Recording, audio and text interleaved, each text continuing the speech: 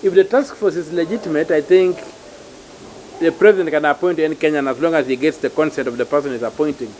But in this particular case, I think the issue was that the Law Society, the Law Society found that the particular appointment was unconstitutional, and therefore they did not want to validate it, not to be associated with anything that's unconstitutional, because the Auditor General is one who has been invested with the powers to make these audits.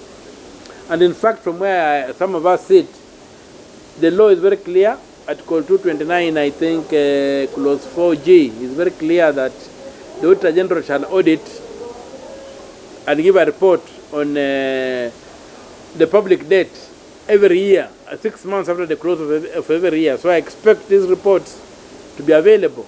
If they are not available, then the Auditor General needs to tell us why the public debt has not been audited.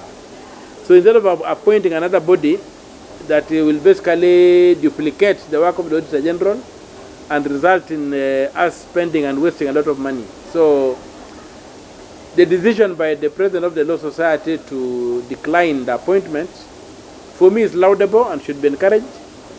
But the whole thing, the entire task force is unconstitutional. And I think we are going to court to have it quashed, so that we don't waste public funds on things that will go nowhere. Because even a report that body will give cannot be used anywhere. It's a superfluous report. There's no mandate to make it. So unless it is done by the Auditor General, or with the blessing of the Auditor General, nothing is happening. If it was the Auditor General appointing people and saying this is the experts I want, it will be that. The other thing is that if you look at the body, the expertise to do an audit is not there. That expertise to do a forensic audit is not there, because some of the people are engineers, some people are, what do you call it? Lawyers or whatever. I thought the forensic audit would be done with people who are trained in fraud audits and stuff like that. Not what we are seeing right now. So for me, and where I said, I think the task force is just what you would say, somebody trying to hang on to power by the skin of his teeth.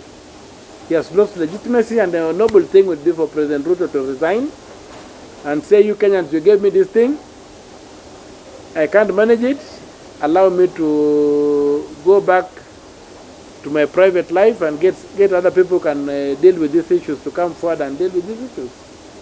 And when I say the president resigns, I don't mean him, Ruto, as an individual. I mean the entire Kenya Kwanza administration. Anything that is the political setup of Kenya Kwanza goes. That's the president, the vice president, and the cabinet should disappear, because that's what the executive authority of the republic is vested in: the president, the deputy president, and the cabinet. When we say they have failed, those are the people we mean they have failed, and those are the people who should be resigning and packing and going, and we organize this country accordingly, so we can get a leadership that can address the needs of this country.